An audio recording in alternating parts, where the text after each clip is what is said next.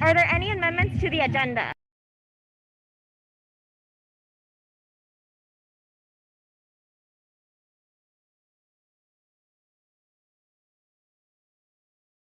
Moment. I'd like to strike SFS, and then so for the new items, change it like I guess it can work as one thing, but for have it be two separate things, I'll put in the chat. So one being SFS guideline changes, and then the second being CS Transpo Fund guideline changes. And I'll link those as well, but having those two be two separate on new items.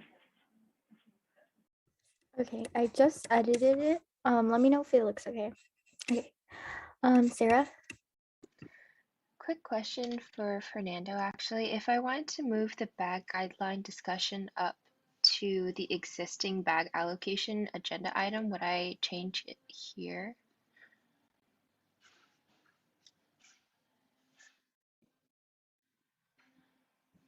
Okay. Now we just have to take a vote, right?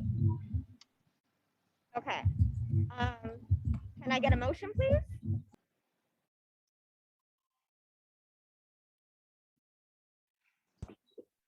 Yeah, we don't need to vote until all changes are made. Oh, cool.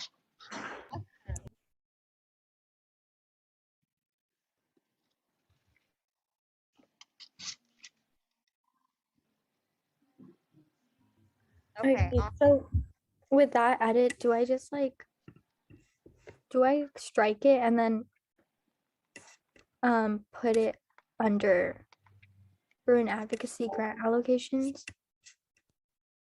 Okay. Okay. Thanks, everyone. Thanks, Fernando.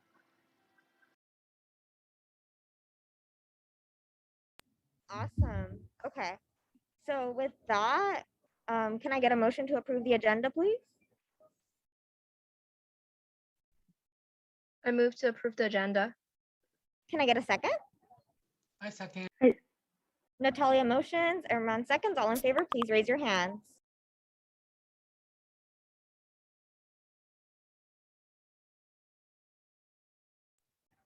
Awesome. And by a vote of, I believe that's it, 8-0 to 0, the motion passes and the agenda is approved. Josh, I thought we needed 9 people to start the. Yeah, so we are officially in the academic year. I was going to actually say something.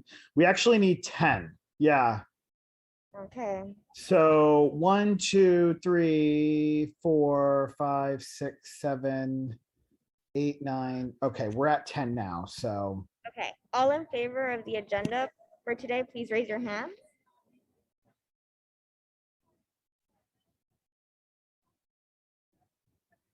Wait, are we voting to approve the agenda? Yes, for today. Oh, can I make an amendment? Because I got here a little. Yeah. Thomas, go ahead. Could we strike ARC allocations, please? Okay, just did it. Could I also make an amendment? Sorry, I just got here. Yeah. Could you strike AAC travel mini grant allocations and ASRF allocations, as well as Michelle Miranda's appointment, please? Yes. Okay, just finished. Sorry, I also got here. Can I strike capital contingency fund? Yeah. Okay. Okay. Any more amendments? Natalia, did you have any amendments? Oh, sorry, I forgot to put down my hand. Thank you. Okay. And Momina, is that like an old hand? Yes, yeah. Okay, just making sure.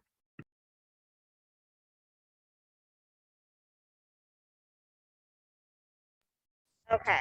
And with that, can I get a motion to approve the agenda now? I move to approve the agenda of September 28th. Second, please. I second again. Okay, Natalia motions, Armand seconds. All in favor, please raise your hand.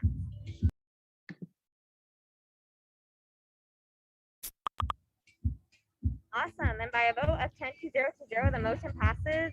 11 to 0 to 0, the motion passes and the agenda is approved.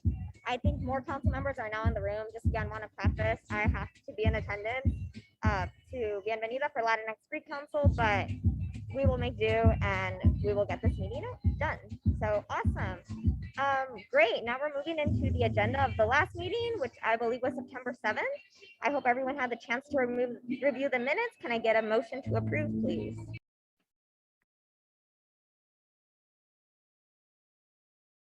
I motion to approve the meeting minutes from September 7th. Can I get a second, please?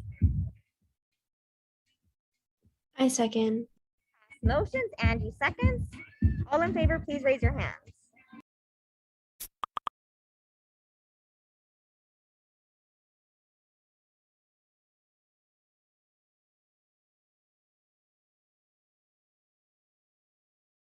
Prom? I wasn't here, so I have to abstain. Okay, sounds good.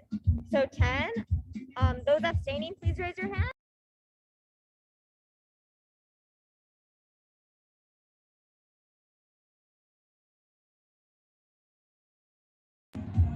Why are 4 people, sorry, are 4 people or is it just on my end? I think I accidentally raised my hand. I also wasn't there, so I also have to abstain.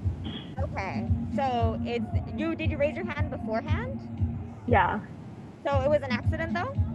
Yeah, I think it was up from And all previously. against? I don't think we have any against, so I believe it would be 9 to 0 to 2, right, Josh? Yep, that is correct. Awesome. By a vote of 9 to 0 to 2, the motion passes and the agenda for Tuesday, September 7th is approved. Great. We're moving straight into public comment now. Public comment is a time for the public to be able to speak to us and give us any critiques that they might have or anything that they would like to share with us. Remember to challenge ideas, not individuals. Use gender inclusive and respectful language. Freedom of speech does not mean freedom from accountability. Each speaker will be given 2 minutes and the opportunity to speak once, and no dehumanizing language. With that, we are going to go ahead and start public comment. Please raise your hands and I will go ahead and call on you. Thank you so much.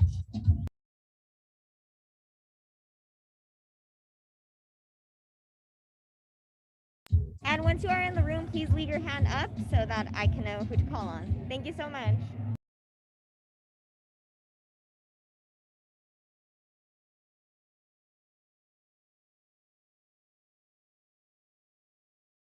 Radha, I believe that you had your hand up.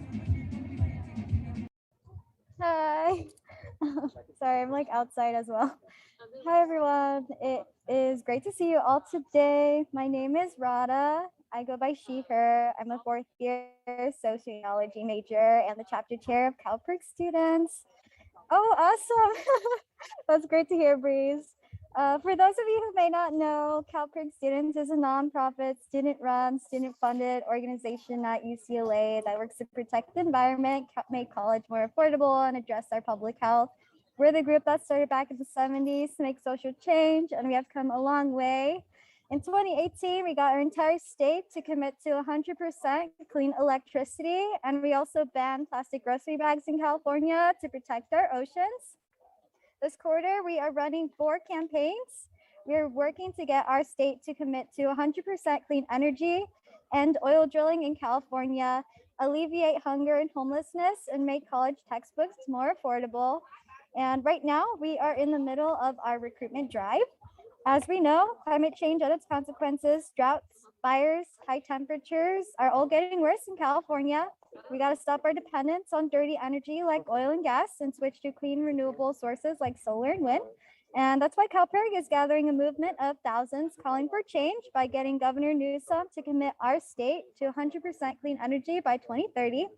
And so far, we have recruited more than 800 students who are interested in volunteering or interning in our organization, and can't wait to recruit them to our fall kickoff to launch all of our campaigns. And on behalf of CalPERC, I look forward to working with you all this term and can't wait to see all of the amazing things that you will accomplish. Awesome. Anyone else would like to public comment? Going once, going twice. And thank you so much, Radha. We really look forward to collaborating with you and meeting with you this upcoming year.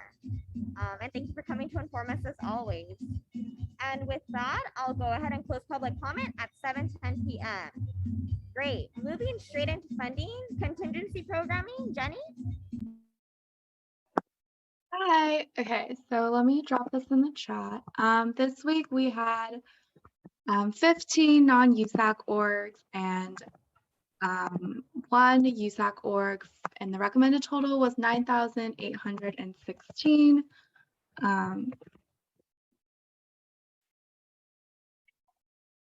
Yeah, nothing super out of the ordinary. And I sent you guys the link if you wanted to take a look at it.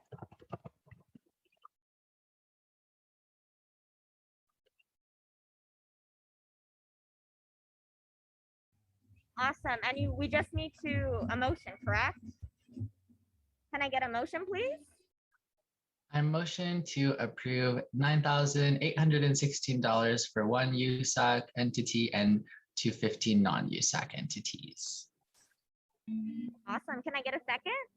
I second. Erman motions, Natalia seconds. All in favor, please raise your hands.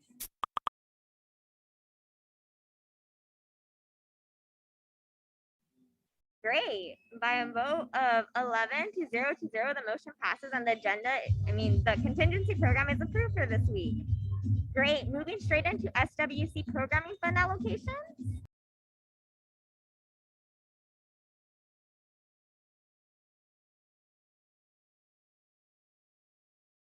I believe Tay might not be here. So maybe we can go ahead and strike that and move straight into Bruin Advocacy Grant. Sarah? Thanks, Breeze. Would I actually be able to promote my director, Mel, from the participants list? Yeah, absolutely.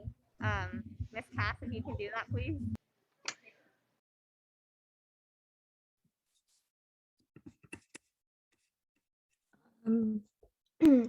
Can you repeat the name? Because I think my Zoom kind of. Oh, I think I see Melody in the okay. panelists.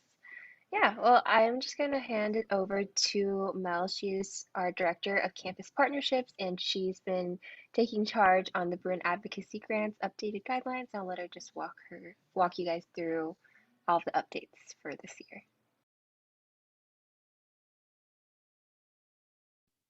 Hi, everyone. I went ahead and shared the guidelines in the chat, and then I'll also go ahead and share my screen.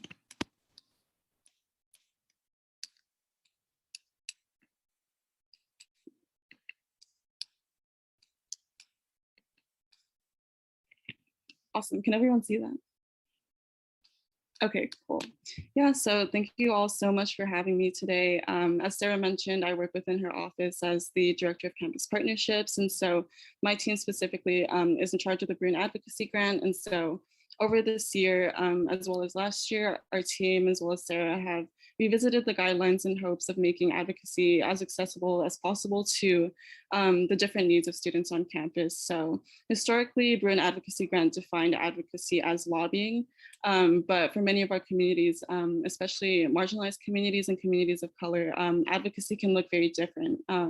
So what we've done is we've revisited our guidelines and we are continuously updating them to reflect what students on campus need the most. So we've expanded to currently be able to fund attending actions or protests, attending conferences or hosting conferences at UCLA, lobbying, community organizing, educational programming, and also digital organizing with the online setting. So we have made these changes in order to increase the openness and accessibility of funds for students on campus, and also to increase our accountability towards marginalized communities on campus as well. So just being conscious of the diverse ways that students engage in advocacy and ensuring that they do have the resources to be able to advocate for issues that are important to them. So I'm just going to go through the doc as well. So there is background information just on USAC, the Office of the External Vice President, as well as the Bruin Advocacy Grant Committee. This is one of the components within BAG. So the committee is formed of a diverse range of students on campus, many who have participated in advocacy themselves. So this year we have students from the Mother Organizations Coalition, students who are involved in women and gender advocacy. So we try to make the committee as diverse as possible because we do have a lot of issues on campus that students advocate for, and we want to make sure that we're being conscious of that as well. And then there's also more general information about the history of the grants and what we've done to make advocacy more accessible for students on campus. And in order for students to apply, they can either be an individual or a student organization, but if they are applying as an individual, they would need to be an enrolled undergrad student. All student organizations would need to be registered with SOL. And then here you can see just the general guidelines. As I mentioned previously, for the different things that we fund, we try to be as open as possible because advocacy can look many different ways for different groups on campus. So just being aware of that and promoting the needs of students on campus. So organizing movements, attending protests, lobbying. We also try to fund program supplies. And then we also have a section within the application for students to request an item that isn't directly listed on here, just because we do want to make sure that if it is possible for them to get funding, that they are given that option, even if it isn't directly listed within the guidelines. So we do try to be more open in that respect as well. So currently the submission process works by students applying and then submitting it to the EVP email. And then from there, they are asked to attend a hearing. And during this hearing, it's overseen by myself as well as the other members of the committee. And we basically just ask questions to clarify anything that was unclear during the application process, and also just for them to give the space to share with us like why they are applying in the first place and why this is such an important issue to them as well. So we use the hearing space in order just to get a better understanding of what the advocacy needs of students are on campus. And this is our current deadline schedule for this year. It was updated to reflect the new dates for this school year. So as you can see, we have the fall, winter, and spring deadlines. There are 2 cycles each quarter, so students have 2 opportunities to apply to BAG each quarter.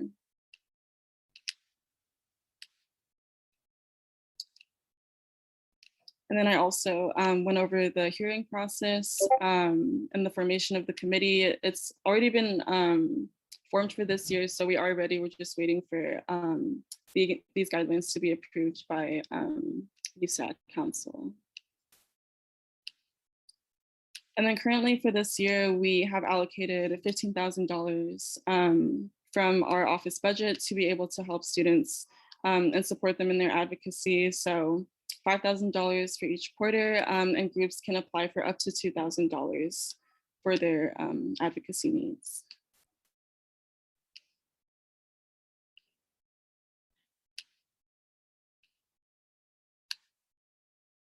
That is the end of the guidelines. I am more than happy to answer any questions or clarify anything that was mentioned.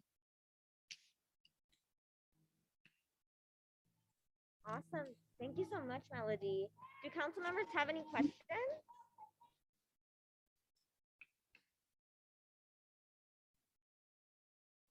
If not, Josh, is this simply a consent item or do we have to vote on it? No, we do have to vote on this because it's actually changing the guidelines. Okay, how would we go? Do we have to outline the actual guidelines or can we just say that? Yeah, we can say a motion to approve the Bruin Advocacy Grant guidelines as written.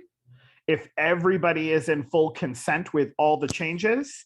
If folks are not in consent with all the changes, then we will need to discuss. So maybe open it up to discussion to see if everyone's fully on board. And if everyone's on board or needs clarification on something, we can do that. And then if not, we could just vote them all in collaboratively. Awesome. So I guess I'll ask, is everyone okay with all the changes made or does someone want to speak up right now? Going once, going twice. If not, we could go ahead and get a motion, please. I motion to approve the new Bruin Advocacy grant guidelines as written. Awesome. Can I get a second? I second. The mounting of the TV. There are motions, moment of seconds. All in favor, please raise your hand. I'm gonna help you. I'm gonna help you with everything. What do you think I am? I'm not a monster. I'm hoping before Sunday. Josh, you're not muted. Yeah, I just realized that. Thank you. Sorry. Awesome. Okay, by a vote of 11 to 0 to 0, the motion passes and the Bruin Advocacy Grant Guideline is approved. Thank you so much, Melody, and Sarah, of course, for leading that effort.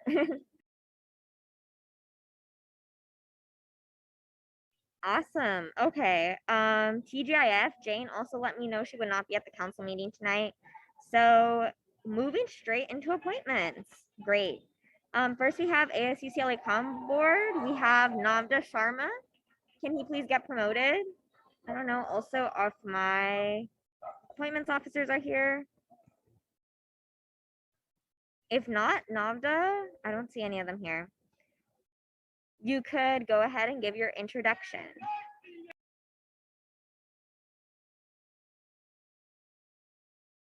Or he might not be here actually. Yeah, I don't think Navda is here. Okay, so we can go ahead and strike him. Is Mohona here?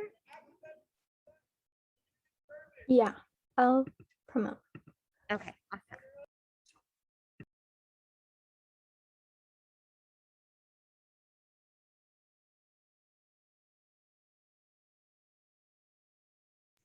Okay, and when you are ready, please go ahead and give your 1 minute intro. Hi, I'm Mohana. I go by Mo, and I'm a second-year mechanical engineering major at UCLA, and I hope to be appointed to the Campus Sustainability Committee. I've had previous experience working in sustainability, including an internship I did at CalPERG UCLA the past school year, where I worked on the campaign for 100% renewable energy. And to convince Governor Newsom to help California make that shift. And I have a lot of passion for sustainability and seeing our campus continue to advance its goals towards several things, including reducing its carbon footprint and achieving zero waste sooner. So yeah, those are some of the goals I have if I were to be appointed to voice the students' concerns on issues like those, and to work on personal projects to advance those goals. Thank you so much, Mo. Awesome. Now we will move into the Q&A period. Council members, if you have any questions, go ahead and raise your hand and I will go ahead and call on you.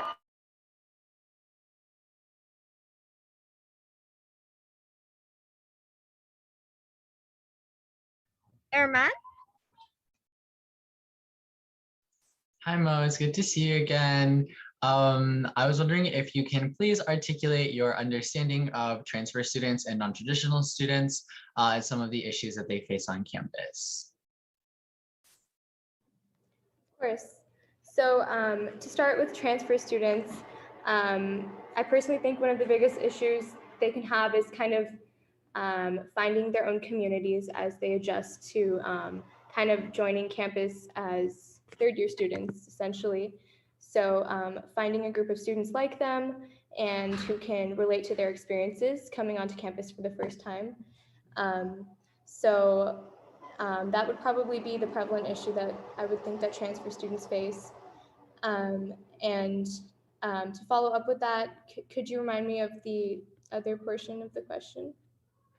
Yeah, I also asked about non-traditional students. Yeah, of course.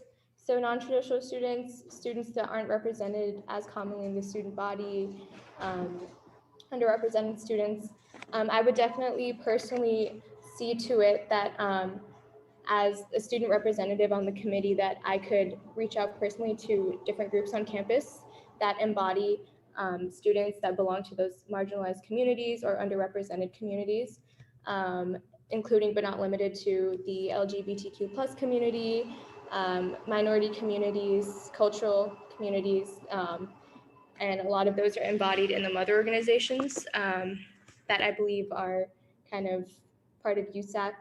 So just reaching out personally to committees like those and seeing how students in those groups feel and how to kind of listen and voice their concerns myself and kind of translate and relate that to the committee.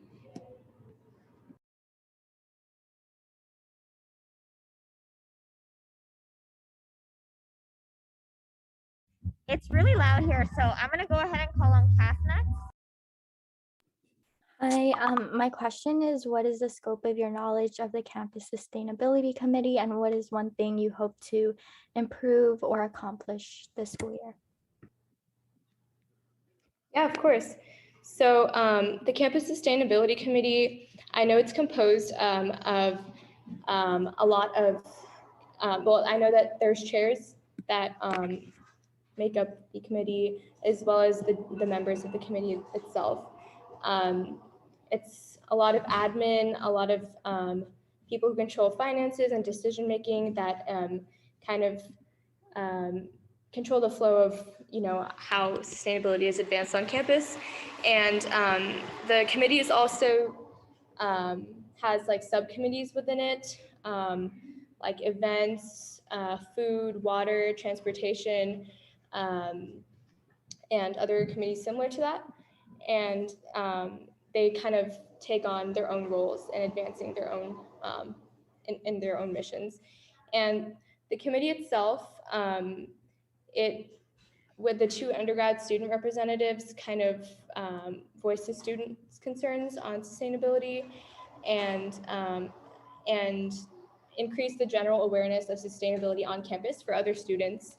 And this happens, through projects like research, through academic programs, like, maybe expanding the departments to include new majors, new minors, just offering new learning opportunities for environmental issues to other students.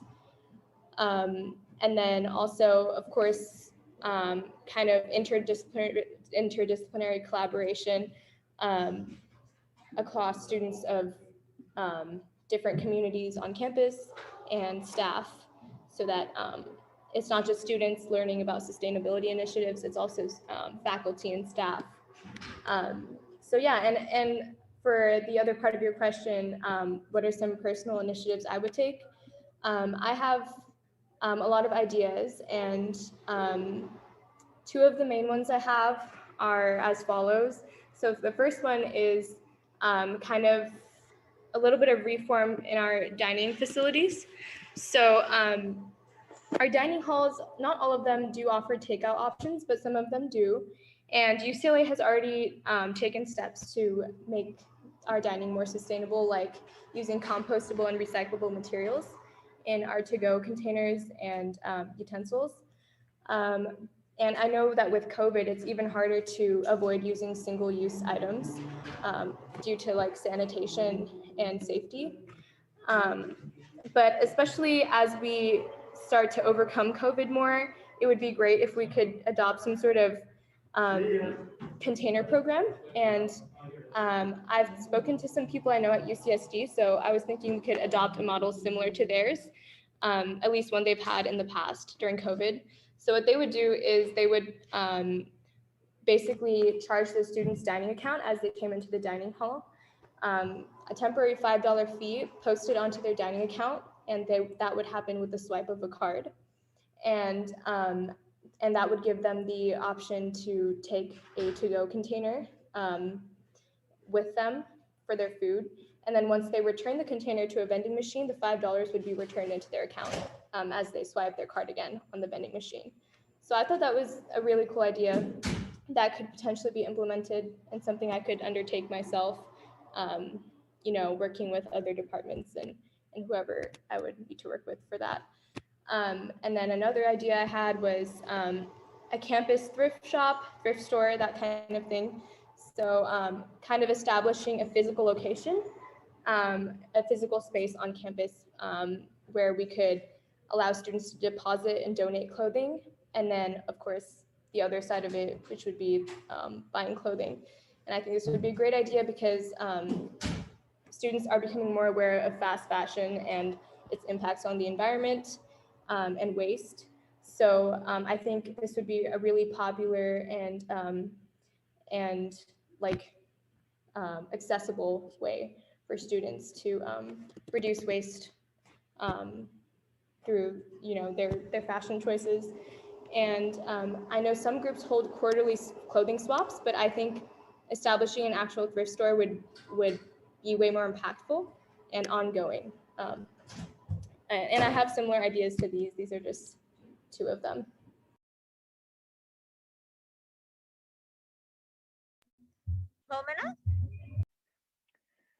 Thank you, Mo, for coming in today. So my question has to do with integrating sustainability with student org, specifically service org. So service org specifically do a lot of work on campus and within the greater LA community. So do you have any plans and ideas to help those service orgs integrate sustainability into the service that they already do?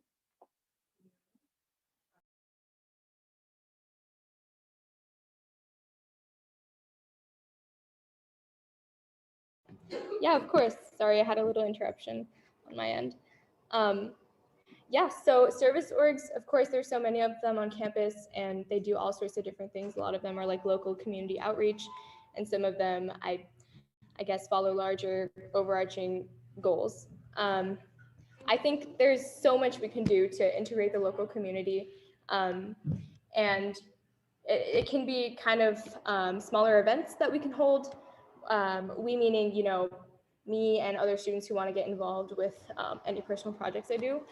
So something that UCLA could adopt could be documentary screening on a more regular basis of environmental documentaries, I think.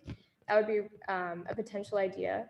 And we could host documentaries like these in larger open campus spaces to accommodate COVID. And I've seen some documentaries personally that really impacted my viewpoint on environmental issues, including Kiss the Ground, Seaspiracy, Cowspiracy. So these are some of the environmental documentaries I think that we could screen. And that could go along with service orgs because I know there are some pretty prominent environmental orgs on campus like E3 and organizations like that focus on environmental issues. So, and even maybe that could be something we do hand in hand with like CEC or something like that. And besides that,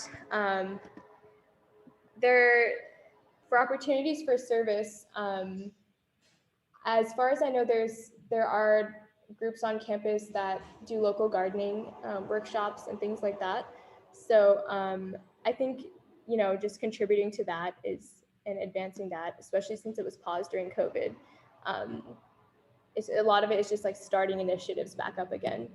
So, kind of giving a pedestal to groups that were trying to start things up, but then had to pause. So yeah, I think things like that. And then, yeah, I would say like those are like the broadest ways to word it. And I could continue to do more research on more student orgs and service-oriented orgs and how I could incorporate my goals into their goals and how we could work together. Awesome. Any other questions from council members? If not, we can go ahead and move straight into your closing statement.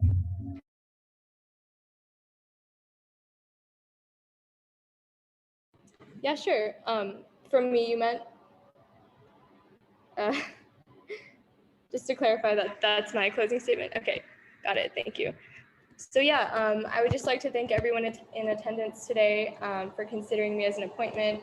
If I were to be appointed, I would definitely put a lot of effort into my position because this is a topic I'm very, sustainability is a topic I'm very passionate about.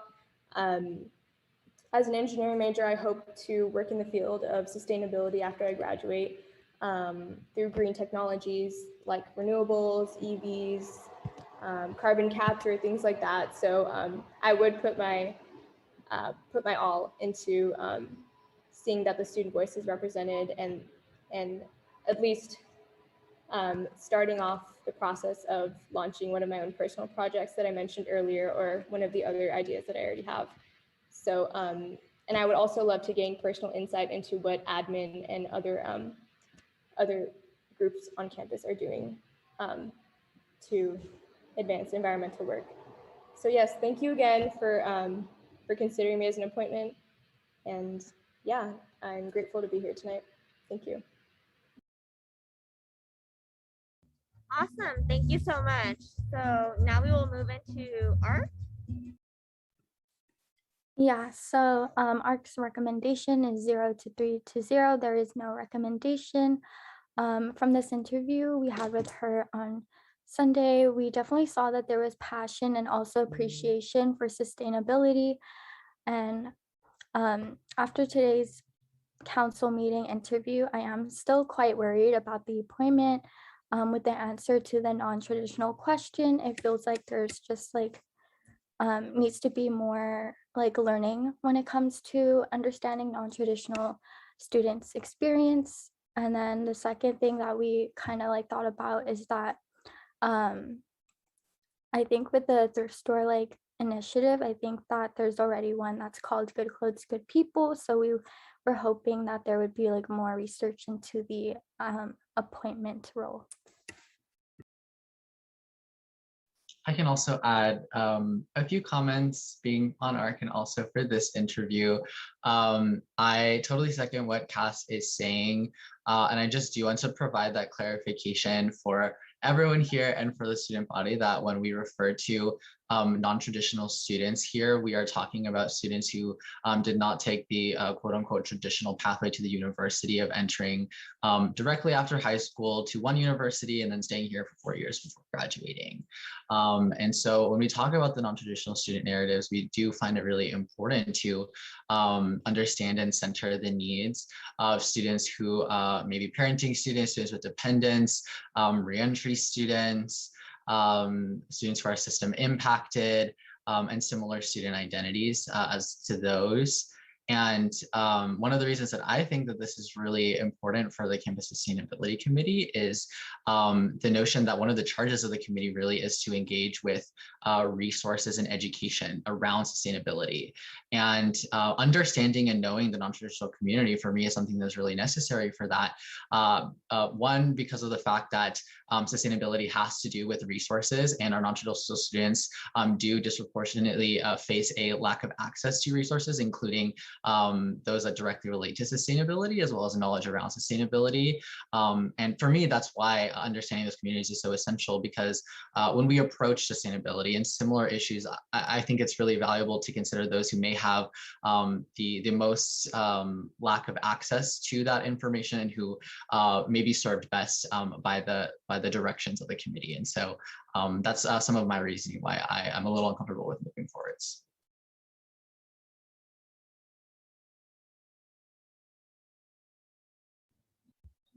Okay, thank you, folks. I want to remind everyone, council members included, that we want to be as respectful and kind to each other as possible throughout this process. Awesome. Thank you, ARC. Moving into council members, would you guys like to discuss, please?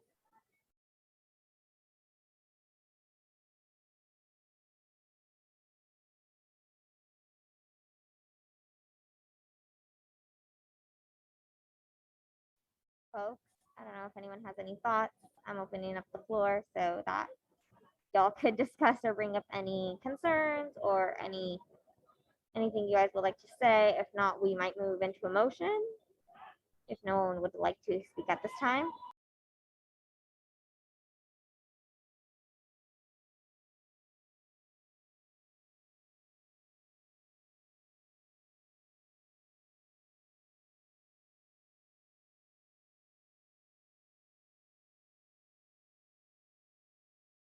Want to remind everyone that we can have a meeting if no one speaks. So please, thank you, Ms. Haley. Yeah, I'll go ahead and say I agree with what Arman and Cass had touched on. I think that Mo has a lot of space to grow and learn about the different communities that were mentioned today. And I really believe that Mo kind of displayed like a lot of passion towards sustainability, and I feel like she has a lot of energy that she can put towards to the spaces that she's already a part of. And I have a lot of faith that you're going to go far in terms of sustainability, regardless of the decision tonight. And I appreciate you being here today. Thank you. Momina? Yeah, I second everything other council members mentioned. Like, I definitely see the passion for sustainability. For my question, I think I was thinking more about integrating sustainability into programming and service that orgs are already doing. So like focusing on TGIF and like trying and then focusing funding on work that orgs are already doing so that they can be more sustainable instead of and then I do love the ideas for new initiatives, but yeah, agree that no matter what happens today, I love the passion for sustainability that Mo has. Awesome. Thank you so much, Momina. Can I get a motion then?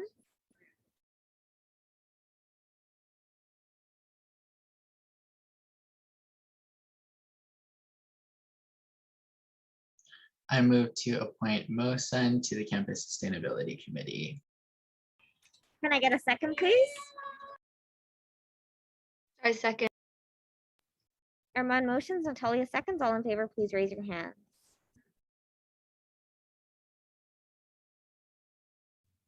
All abstaining, please raise your hands. Okay. All again. Okay. So was that 2? 1. Okay, all against?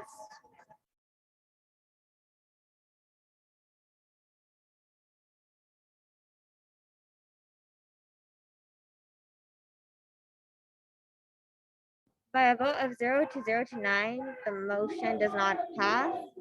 And unfortunately, Mo, you're not appointed tonight, but we encourage you to apply and we will reach out to you should another appointment become available. Thank you so much for making the time to come out tonight. Thank you. Have a good night. And with that, I want to remind council members to please keep your cameras on. I don't want to have to go back in person, but it's very difficult to run a meeting if people are not engaged fully. So with that, we will move straight into Angie. Clarissa?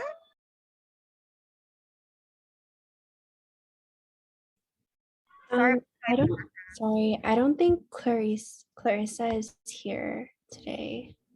Okay. We will move straight into Ashley.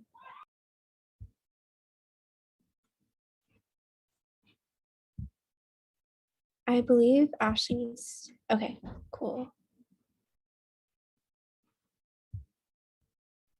Sorry, I forgot to raise my hand earlier. Hi everyone. Wait, did you guys give me time for my 1 minute? I think I missed it. No, don't worry, Ashley. You can go ahead and go. Okay. Hi everyone. It's nice seeing you guys again. Thank you so much for having me. So my name's Ashley. I'm a 3rd year Public Affairs Labor Studies double major, and I'm here for the appointment to the Committee on Planning and Budget. I'm really excited to start this year as the Academic Senate's Chief of Staff, and I'm really excited to be here for the appointment to the Committee on Planning and Budget. I have a lot of plans for the committee, and I'm excited to work with my Dakota, and collaborate on how to make sure that budget and planning can be a more transparent committee. Can be a more transparent committee and more interactive with the student body. I feel that I myself, as a student, have little to no knowledge about the committee itself, and so that's something I really want to work on expanding this year. I think it's a really collaborative effort with my who is really knowledgeable on the planning and budget logistics, and so I think we make a really good dynamic. And I'm really excited. Yeah, I'm gonna go ahead and leave room for the Q&A. Thank you. Awesome, thank you so much. Council members, if you have any questions, please go ahead and raise your hands.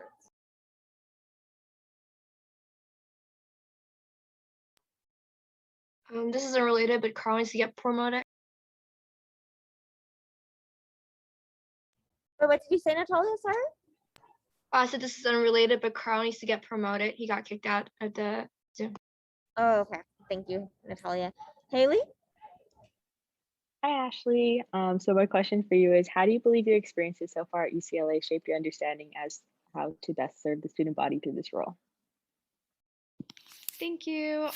So I've been involved in multiple spaces on campus, some of those being USAC, others including the MO space. I'm the external chair for MECHA, and I've been involved in MECHA for 2 years now. I've also been a part of Academic Senate for 2 years. And so now that I have like all of this knowledge organizing in both the USAC space and the MO space, I think I have really good dynamic to bring to this committee of planning and budget specifically. I'm really committed to making sure that there is a connection between Senate, the committee itself, and the general student body. I'm also really committed to expanding transparency with what Senate does and empowering folks who have maybe never been involved in the space to become more involved, to realize the power that lies in Senate, because it is a very powerful space, having students being able to interact with faculty and staff in these committees and voice student concerns. And so I think it's a really valuable place that needs a lot more attention on campus. Some of our apps are actually still open. So I think it is definitely a place that needs a lot of expanding in terms of like transparency and even just like spreading knowledge about what the space does. And so, I'm sorry, I think that my experience as an organizer in both these different places have really prepared me to be in rooms where I can navigate on what students need and also hear faculty and be able to be in that mitigating position. Yeah, thank you. Sorry. Herman? Hi, Ashley. Good to see you again. We just be collabing all the time. I really appreciate you sharing your background. I was wondering if you can talk a little bit about what your approach would be if you are in a situation in which Dakota is not accessible to you or is unable to make an academic senate meeting or something of those lines due to some of that co-relationship that you've mentioned. Yeah, thank you. I think this is a really valid concern because I am someone who's like not really well versed in like all the budgets, like maybe language. It can be a bit inaccessible, and so that may be difficult for me to translate without my co-present. And while I do acknowledge that, I think that I'm prepared to mitigate the situation by taking notes, making sure that I'm like taking very good notes, making sure I'm also communicating with Dakota so that one of us is always present, always being a representative there. Also, it's like a learning process. I think Dakota is a really good resource to learn from. We're definitely going to be working hand in hand, regardless of like whether meetings are like being held. And so in the off time when we're like working together, I think that that's predominantly the time where I will learn a lot of the things that he knows, and he'll be able to pass that knowledge on to me, which is kind of the shared resource of having like a co. And so if he's unavailable to attend a specific committee meeting, I think I would be sure to take very diligent like committee notes, make sure to ask questions. I am very outspoken. I have no issue asking questions and for clarification.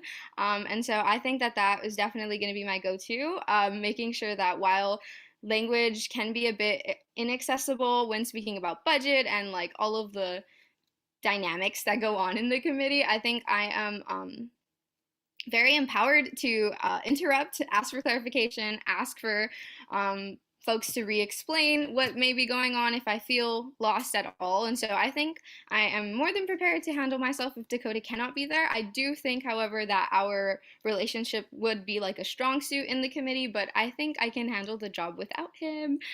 So yeah, thank you. Momina?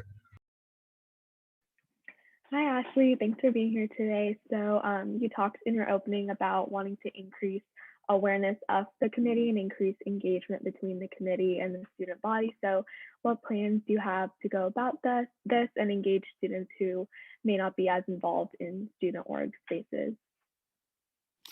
Thank you. I think this is a really important question to address, so thank you for posing it.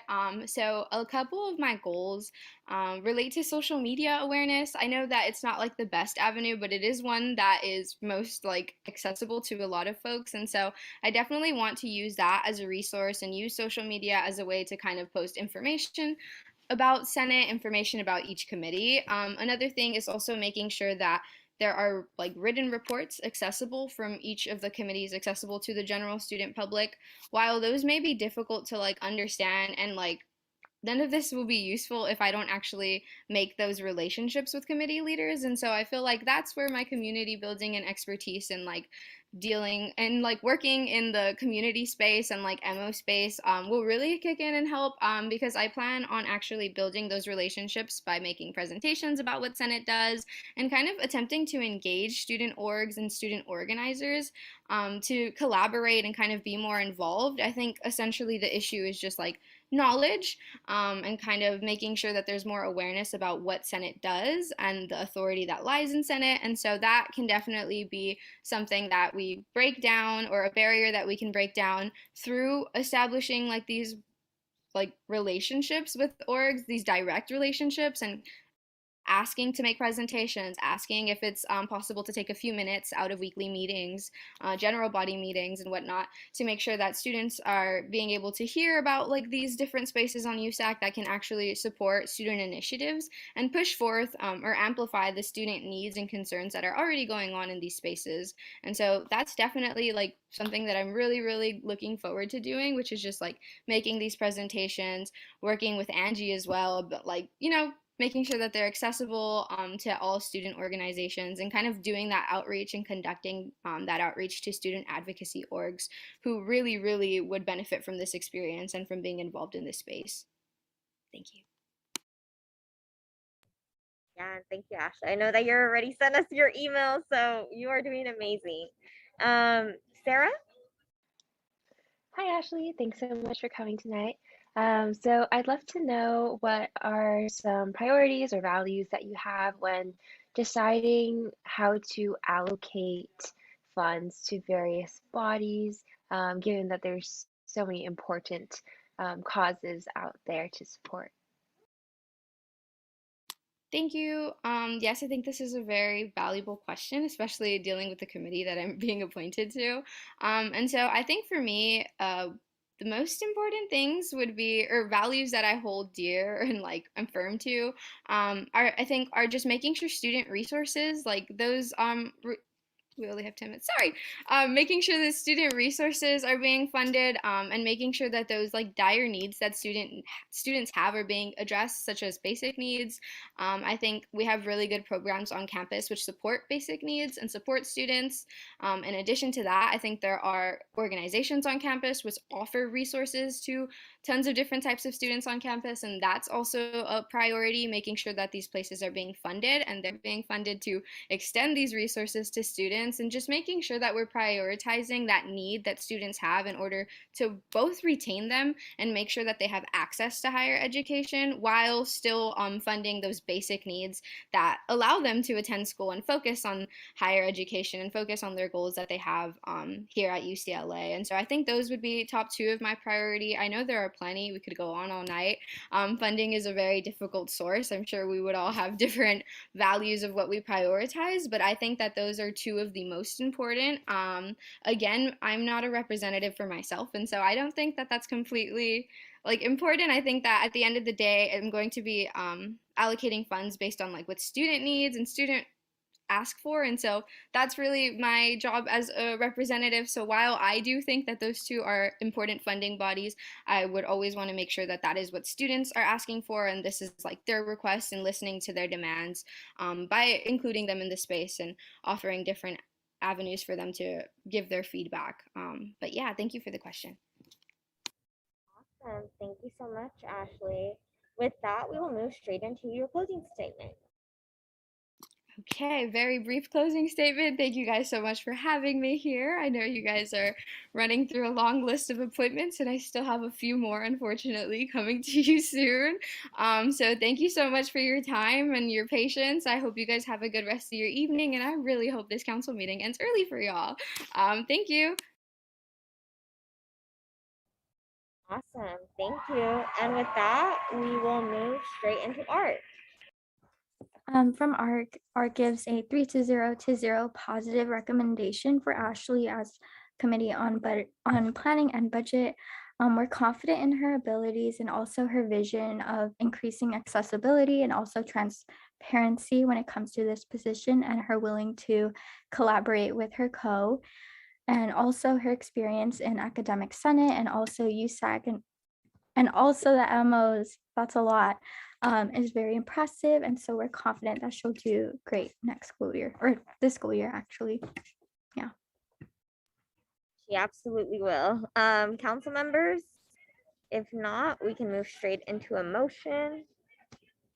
Unless someone is dying to say some kind words to Ashley or say them in the chat, either one. We all love Ashley here.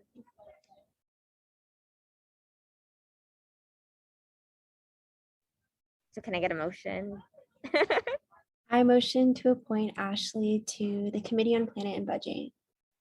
The Committee on Planning and Budget, sorry. Can I get a second? I second. Okay, Angie motions, Natalia seconds. All in favor, please raise your hand. Angie, I think you have to abstain because she's in your office.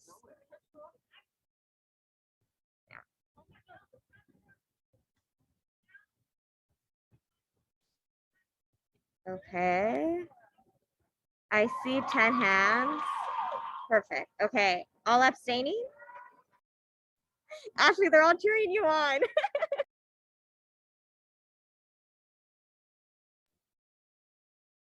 Oh, all abstaining?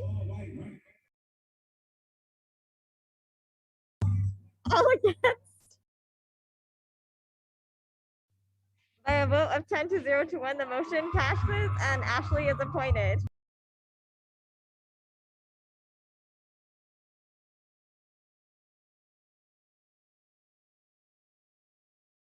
Great. Now we're moving on to our next appointment. Congratulations, Ashley. We look forward to working with you. Moving straight into our next person, Bacher, who is also in my office.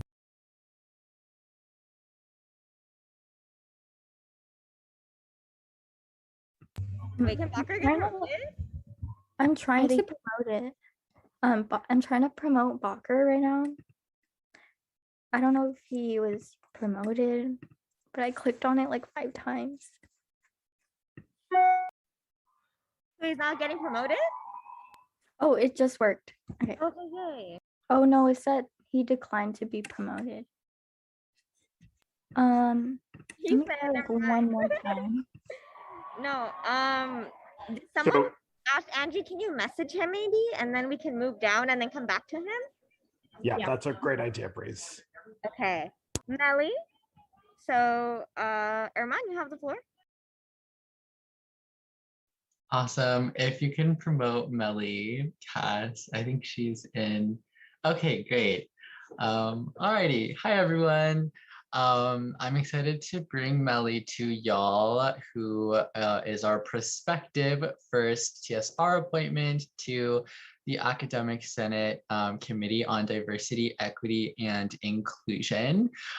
Melly is an outstanding returning student, re-entry, who I believe is a really strong candidate for this committee. In her interview with me, she expressed a really strong awareness of issues of faculty diversity and making sure that UCLA is a space where we can bring in more diverse faculty members, as well as a strong awareness of the tenets of EDI. And I think that as a reentry student, she brings a really strong perspective that we don't often get in academic senate, even among other non-traditional students, including transfers. And yeah, I'm very excited for you all to get to know Melly a little bit better today. So I'll go ahead and pass it off to her for her introduction. Thank you. Yeah, so I'm Melly. I'm a 4th year philosophy major with a global studies minor. I'm an appointment by the transfer student rep Erman for CODI. I think as academic senators, like there's a responsibility and opportunity to really advocate for people and advocate for the student body and represent them. And in CODI in particular, that advancement of diversity, equity, and inclusion is something that's very important to me. And that's something I've tried to express because I think if we say that we believe in that as a school, and that's what the admin pushes and talks about and it celebrates, we need to make sure that we are doing that in action. And as a readmitted student, I'm really influenced in thinking about that for different non-traditional students, not just readmitted students, but in general, non-traditional students. I've thought about that a lot more, especially this year, because people coming back in, I think it's so, like, it really shows, like, when you're a non-traditional student and even on campus, like, there's certain things that are just not for you. So, or like you weren't like put in mind when they were making it. And I've thought about that more and more. So with this appointment, I would really be excited for and passionate about having the opportunity to represent non-traditional students, because I think that that's really important and I could do that. So yeah. Awesome. Thank you so much, Melly. With that, I will go ahead and open up the floor for council Q&A. Council members, please raise your hand and I will go ahead and call on you.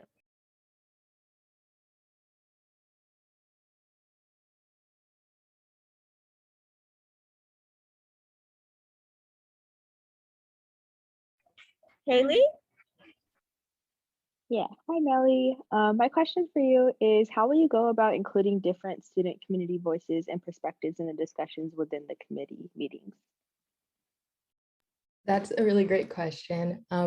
So recently I've just been trying to look at different student orgs and like see for specifically like for transfer students, I was looking at the USAC transfer student rep Instagram and the website to see what is being said directly through there. And then for student accessibility, I was looking at the Disabled Student Union's Instagram, and currently they have the policy about how, well, the petition on trying to bring remote learning as just like remote learning for them, you know, because it's actually dangerous for them to be on campus. And in general, like remote learning was like not for all disabled students. I'm trying to say, I'm going to rework that. Okay. For disabled students, I just wanted to say though, like the petition, they're not that it's like bad for all disabled students to be on campus, but for some disabled students, it's actually dangerous because of the different disabilities. That's what I was trying to say. I just want to make that clear. And yeah, so that particular petition, I was learning about that. And yeah, so for different identities of non-traditional students that I'm not a part of, I have been, and I'm going to continue to just look and see what people are saying, what they need. I am committed to just like speaking to them. Like I would want to communicate with Irman more and with the Disabled Student Union more and different orgs to just see what people have to say and make sure I'm talking about that in these meetings, because that's what I'm doing. That's what I'm supposed to do as a representative. Thank you so much, Melly. Council members, does anyone have any other questions? Going once, going twice? If not, we can go ahead and move straight into your closing statement. Okay. I just wanted to say thank you for listening and giving me this opportunity. I'm really passionate about diversity and equity and inclusion in general, be that with like the student body or faculty, because I know just even from personal experience, having that representation in diverse faculty really helps students learn more and with the general retention rates. So I would love to have an opportunity to be appointed. So thank you. Thank you so much. ARC? From ARC 22120, ARC gives a positive recommendation. We were impressed by her interview on Sunday, and we also admire her passion and commitment to the values of the position, and also ensuring that administration and other key stakeholders are held accountable for their actions. So we're definitely confident in her ability. Awesome. Can I get council discussion, please? If not, going once, going twice. Can I get a motion, please? I know she did amazing. I move to appoint Melly to the Academic Senate Committee on Diversity, Equity, and Inclusion. Can I get a second? I second. Erman motions, Haley seconds. All in favor, please raise your hands.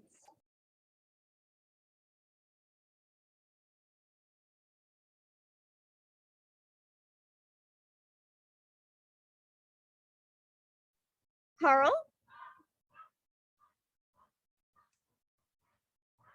Okay, I don't think Carl's with us right now. So by a vote of 10-0, the motion passes, and Melly, you are appointed to EDI within Academic Senate. Congratulations, Melly.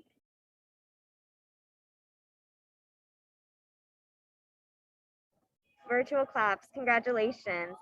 I think Bakra's trying to join again, so maybe we can go ahead and promote him again. Yeah. I'm clicking promote to panelist right now.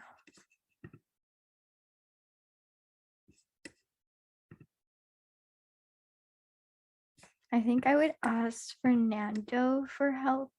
It says he declined to be promoted. I would ask Fernando to help, but I think his Zoom isn't working either.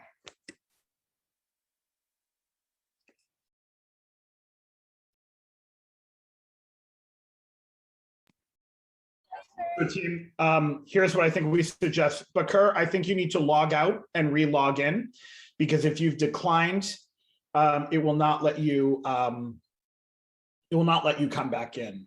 I think while we wait, let's skip to the next person and we can come back to Bakr. When he comes back in, Cassie, could you try to do the panel, like bring him back up to make him panelist? And if that doesn't work, let's figure out what our next steps are from there. Yeah, okay. You can suggest that Bakr try to call in. I don't know if that's a possibility. That is also a possibility. Yep. We just need to do an interview. It doesn't have to be on camera. Yeah, that might be a good idea. I know that has helped me in the past when I don't have Wi-Fi. So someone can message Bakr and tell him that that's a possibility and send him that Zoom link. That would be super helpful. If not, we can go ahead and move straight into LGA Atra. And please correct me if I mispronounce your name. Oh yeah, it's Ashraf, but you can call me Ash. It's easier for yeah. No worries. Sorry about that. That's fine. And with that, I'll go ahead and hand over the floor to you so you can give your 1 minute. Yeah. Okay, hello everyone. Nice to meet you guys. My name is Ashraf, but you can call me Ash. And I'm a first-year student at UCLA. And you know, the Academic Senate at UCLA has really proven its capacity to represent the whole Bruin community and address the needs of individual communities. And that's precisely why I want to join the Legislative Assembly. You know, the Assembly's broad purpose really gives me the opportunity to reach wide and affect tangible change in the Bruin environment. And you know, to me, the Legislative Assembly is not merely a deliberative body, but also a vehicle of student advocacy and civic engagement. And as a political science major, I feel a moral obligation to advocate and engage others in the inspiring work of public service. But perhaps most importantly, I feel that it is my duty as an international student to represent the underrepresented, you know, the people who've been unjustly singled out because, you know, of their race or religion or gender or socioeconomic status or, you know, sexual orientation. And you know, I come from Casablanca, which is a microcosm of a country where its staunch conservative foundation has somewhat further discrimination against, you know, those who live differently, and that is wrong. That is very wrong. And you know, that is why as a senator, I will make sure that we as individuals are upholding our promise of diversity and inclusivity. Thank you. I love that intro. Great. Moving into council Q&A. Council members, if you have any questions, please go ahead and raise your hand. Miss Haley Vennerman. Hello. So my question for you is, given that LGA is a pretty large committee, how do you plan to ensure that you're pretty vocal in the space, given its size? Yeah. Well, I want to first and foremost, I want to use my Senate appointment as an opportunity to hold conversations with students of diverse backgrounds, interests and perspectives. That is my goal moving forward here. And I think that the best way for the academic senate to operate productively is to form policy and practices that, as I said before, promote diversity and inclusivity. And I will emphasize this in Senate meetings. And for example, I would propose that we work with the Disability Justice Committee to create a survey for disabled students that is geared to fulfilling their needs, because I know that UCLA has not done enough in terms of accommodating disabled students with online courses. So I feel like that we should definitely address that. And yeah, it's just being vocal about the issues that I'm passionate about. Another issue that I'm fervent about is affordability for non-resident applicants. Because me as an international student, the cost of the supplemental tuition puts many applicants, in particular international students, at a financial disadvantage. And I think it's not fair to them, and it's sure not smart for our future. And that is why I will be vocal. If I'm appointed, I will be vocal in making sure that we are aggressively advertising the scholarship and employment opportunities available to international students, because I think this will incentivize more people to apply to UCLA. And yeah, I think it's more about just showing your passion about the issues that really will make you stand out. And there are a lot of issues that I'm passionate about.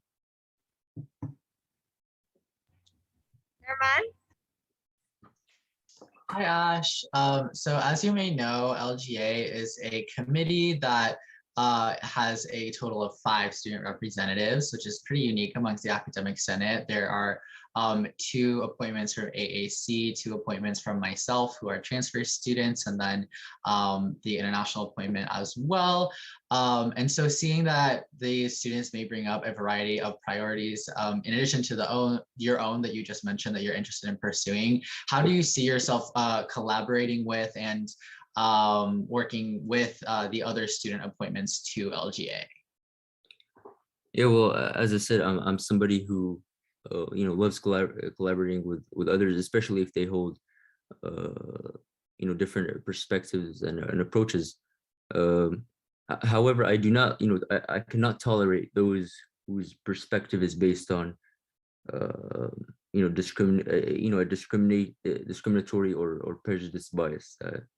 That for me is unacceptable. But I think if I'm appointed, I'll definitely seek conversations with all senators and see their perspective and their approach to the issues, and hopefully find common ground. I know there can be a lot of disagreement when it comes to what we want to do, but I believe that compromise is the best way for us to address everyone's perspective, and that's my mindset going forward, is trying to find common ground rather than just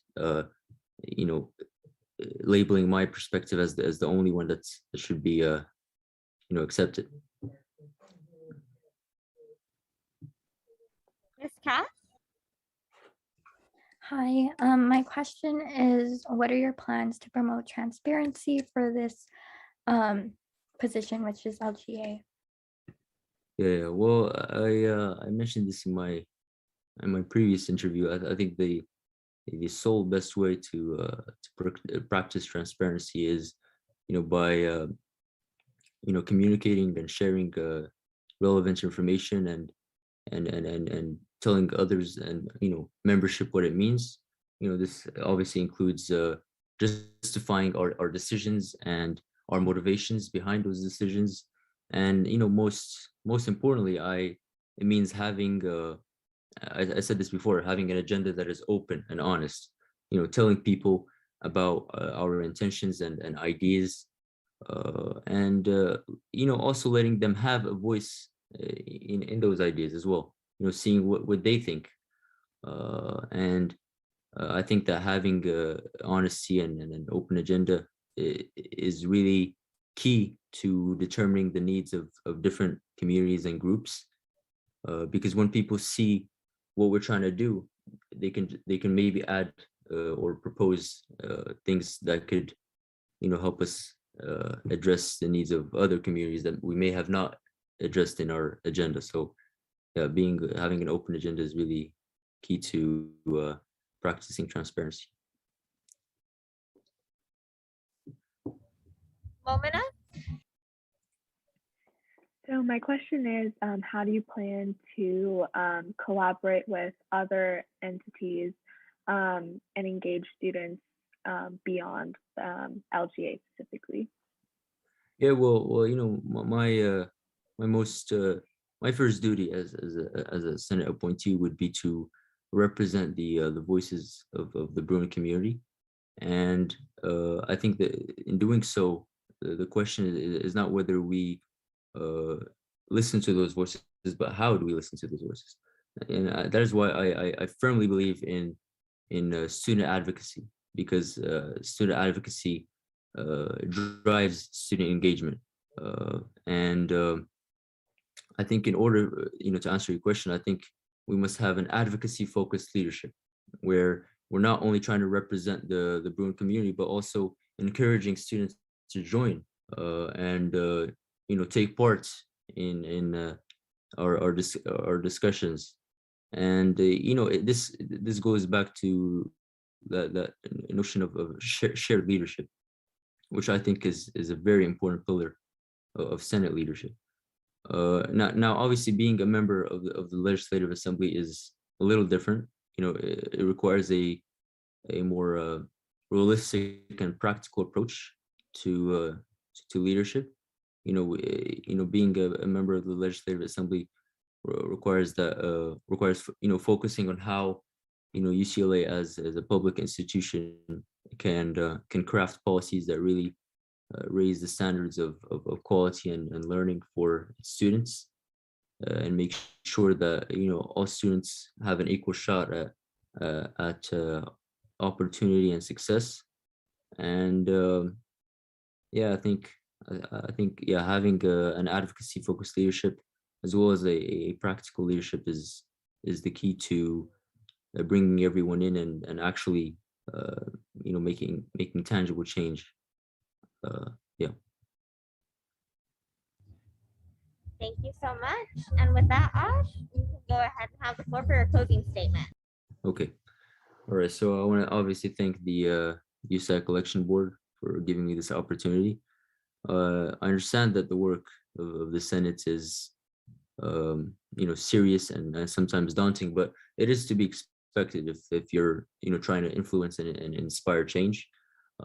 And with that in mind, I want to re-emphasize my core objective as a senator. I will actively promote the principles of, as I said before, diversity and inclusivity, because in my belief, an educational community cannot thrive without a sense of belonging and acceptance and camaraderie. And that is what my objective is about. And as I said before, I'm a first year, so obviously there's that lack of experience may be unappealing, but I'm always willing to learn and progress as I move through this journey. So thank you for your time and consideration. Awesome. Can I get ARC, please? Yeah, from ARC gave 0 to 3 to 0, no recommendation. We just wanted to have the opportunity to ask Ash more questions at this council interview to learn more about his specific plans for LGA, interactions with other people and supporting different ideas. And I did feel like I was able to get like some of those questions answered a little bit. So I feel that he can definitely learn and grow from this position. I can also share, I totally agree with what Casa said. I also wanted to say that I really appreciated the identification of different student identities that may be marginalized or underrepresented at the university as an institution, but that I would also encourage transfer students and non-traditional students more holistically to be a part of those considerations as well. And that to definitely, feel free to lean on your fellow LGA appointments if elected as people that can really, I think, bring a lot of perspective to the position.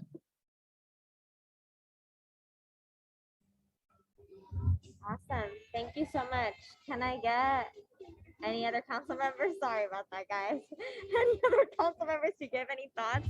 If not, we can move straight into a motion. As a potential SR appointment, I feel like Ash can add a lot of perspective, especially because he's a first year. And I feel like, incoming Bruins and current first years have experienced a lot, especially transitioning from COVID and not having their last couple of years of high school in person. And I feel like he could definitely bring a lot of perspective into the legislative assembly. Also, definitely, as Armand said, I appreciate his emphasis on equity and inclusion and how insufficient funding could affect people from having good education, which he brought up in our interview. But yeah, that being said, I think that's all I have to say.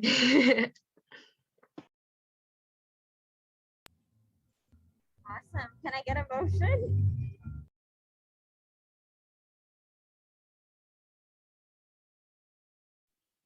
Yeah, I've moved to appoint Ashraf to LGA. Can I get a second? A second. Haley motions. That Talia seconds. All in favor, please raise your hand.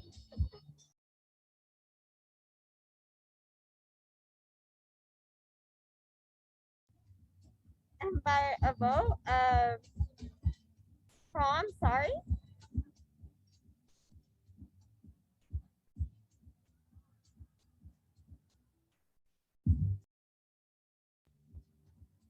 I don't see Prom. Okay, Prom, and we're gonna go, okay.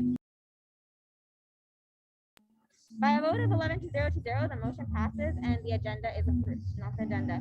Ash is appointed to the committee of LGA. Congratulations, Ash. Thank you guys very much. I appreciate it. I'm looking forward to this. Thanks. Thank you. We look forward to working with you this year. Is there word on Balker yet? Yeah, I just promoted him and it worked this time. Awesome. Thank you. And Balker, when you're with us, you can go ahead and have the floor to give your 1-minute intro. Okay, can you hear me? Yes, we can, bestie. Perfect. Hi again. I hope you're all doing well. So my name is Bakr Medini. I'm an international student from Saudi Arabia and a junior. Last year I was the international student representative, and this year I'm on USAC, and this year I'm the international student affairs officer on UCSA. And yeah, that's it. Awesome. Okay. We can move into council Q&A. And council members, please go ahead and lower your hands so I can know that you're not asking a question. Thank you.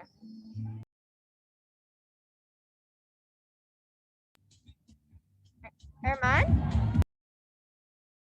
Hi, Bakir. I believe that you started in this role last year on Academic Senate and are looking for the same position for Senate this year. So I was wondering if you could talk a little bit about how you would like to take your experience last year to inform any of your new goals for this year. Yes. So the last year, honestly, on different levels, not on this committee, but like overall, the focus was sustain tackling COVID and its effect on international students. And there was no much emphasis on other parts. This year, two things. The first one is that obviously COVID is not we're not out of COVID yet. So reminding faculty and administrators about that is important. We have a lot of experience in regards to what needs to be taken and what support students need. The other part is that we are partially transitioning into out of COVID, and students are looking for to make up for those experiences they lost. They're looking for new experiences and so on. And so ensuring that students would have those new experiences, that they would feel comfortable, that that they would also have sufficient resources. Those are important things, and knowing how to deal with the committee and with different members of it, even though obviously the chair will be different this year and some of the members, but the overall dynamics of the committee will be similar to some extent. So knowing how to deal with that would allow me to advocate more efficiently. Awesome. Any other questions from council members?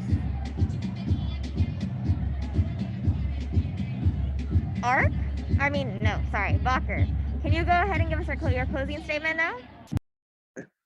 Yeah, okay, thank you. I'm looking forward this year to also serve on the academic senate. This committee is one of the main committees the main committee, I would say, that would have direct impact in terms of academic advocacy on international students. And hopefully we'll be able to first make sure that international students are not left behind when transitioning back from COVID, and also they have a great experience. Thank you all. Thank you so much, Bacher. Art? Yeah, from ARC gives a 3-0 positive recommendation for Bacher. We thought that his interview was very well spoken, and we admired his commitment to advocate for the international student community, as shown through his previous advocacy work, as well as his acknowledgement that there are many different cultures and backgrounds within the international student community. And we also really liked his plans to ensure that international students who are not back on campus yet are not forgotten and given the support that they need. Thank you, Art. Any remarks from council? If not, we can move straight into a motion.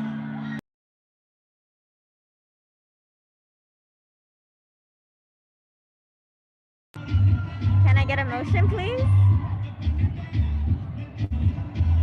I move to approve the Committee on International Education. Can I get a second? I second. Who was that, sorry? Sarah. Okay. Angie motions, Sarah seconds. All in favor, please raise your hand.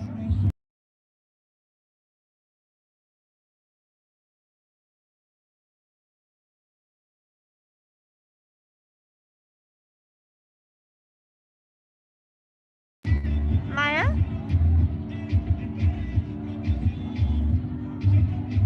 And by a vote of 11-0, the motion passes and Bacher is appointed. Congratulations, Bacher. Thank you. Have a good day. A good day, everyone. Great. And we're moving into our last appointment of the night. Neha, if she can go ahead and get promoted.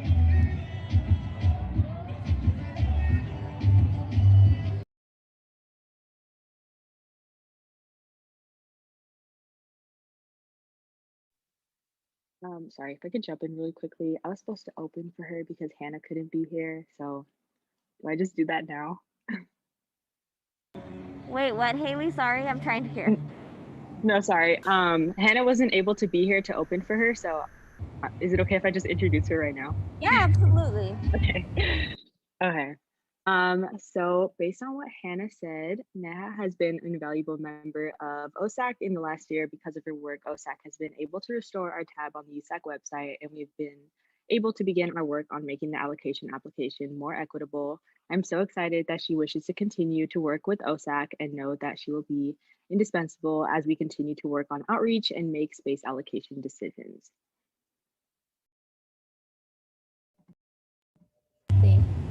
Neha, you are free to do your opening statement. Okay, thank you. Thank you guys for having me. I'm really excited to be applying again to be part of the OSAC committee. I really did enjoy being a part of OSAC last year and the committee we were together, and I'm excited for the work we're gonna do this year. I'm just kind of like pushing through as we're in person. A little bit more work to do than online, but it's really exciting to be able to jump into that. And also, yeah, I'm Neha, by the way, and if you don't know how to pronounce my name, it's fine. Like I can repeat it too. Thank you so much. Awesome. Moving into council Q&A. Council members, if you have any questions, go ahead and raise your hand and I'll call on you.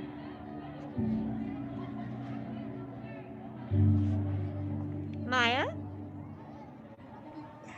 Hi, Neha. Sorry. I just wanted to ask what your main goals for OSAC are for the upcoming year. So as Haley mentioned, we were able to get like the tab on the USAC website up last year. But this year we really want to focus more on like developing that and making it more informative, accessible, and just like letting people know it's actually there. It's just like kind of up right now, but I really want to be able to develop that further. So that would be my main goal. Another goal we have as a committee is going to be like revamping the application process so that it's a little bit more individualized and personalized. And so we want to be able to like address individual needs of each organization and not just kind of go by what the contract, I guess, says right now, because it's a little bit like outdated, I guess.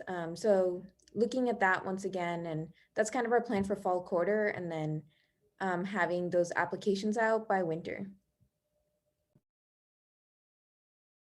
Thank you so much. Momina? Hi Neha, so what do you plan to, what have you learned from being on OSAC last year and how do you plan to bring that into your role this year? So I'm a second year, so like last year, I guess I just didn't realize how like I had heard that space was scarce on campus, but I just didn't realize like it was like actually competitive to get those spaces. So I kind of like learned about like balance, and I guess sometimes like the organizations might not get the space that they want. And it's hard because there's so many great organizations that need the space, whether like to me or for storage or for whatever it is. So I think, and today actually I like, Hannah gave me a little tour of Kirkhoff. So I was kind of learning a little bit more today about how it actually looks. So I think with the background knowledge from last year and then today, I'm kind of learning about, okay, how can we like make this more organized so that more organizations can have access to the space at times. And that might be like being more like rigid on schedules and things like that. Awesome. Any other council members have any other questions? If not, we can move into your closing statement. Okay, awesome. Thank you for having me here again. I'm really excited to be working on OSAC and like hopefully getting that website up and letting people know we exist. So I hope you guys all vote me in, and we'll be in close communication throughout the year. Thank you.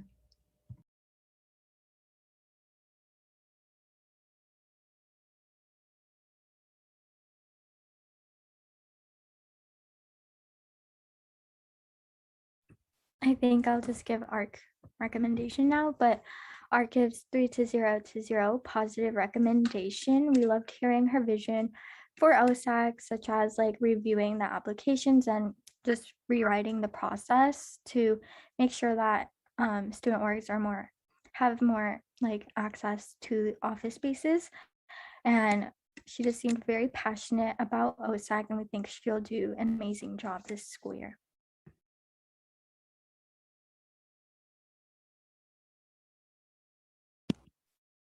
Cassie, it looks like we may have lost Breeze. Do you want to continue with asking do you want to continue? Yeah. Did Breeze? I am back, besties. Where are we right now?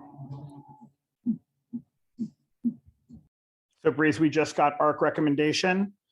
Awesome. So council deliberations.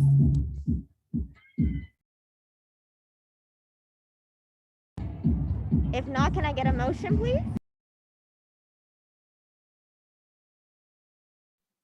I move to appoint Neha to OSAC. Can I get a second? A second. Moment of motions. Angie seconds. All in favor, please raise your hands.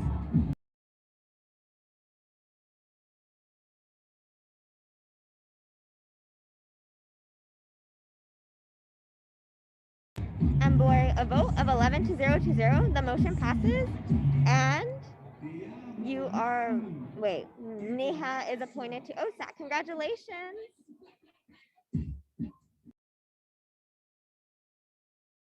Awesome. Yay, that concludes our appointment portion of the night. So we can go ahead and move into officer reports. I'll go real quick.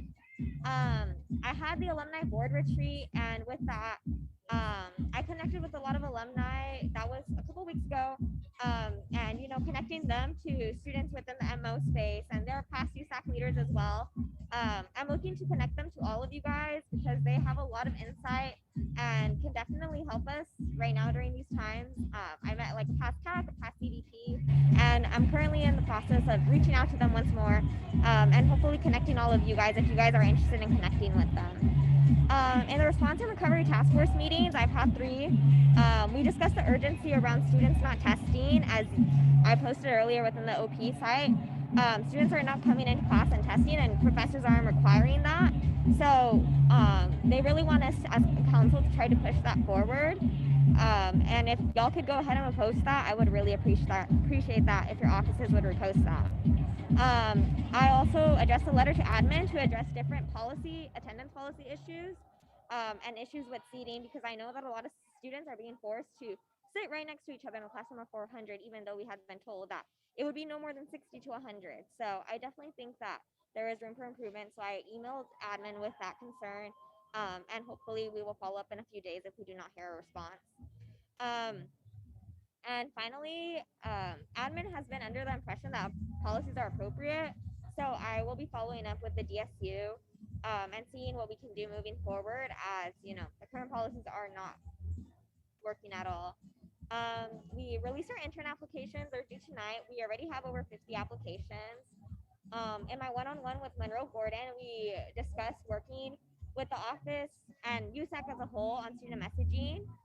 We will be creating an FAQ, the Office of the President, and I will be sharing that with all of you so that hopefully you guys can also repost it on all of your own individual USAC Instagrams as a post.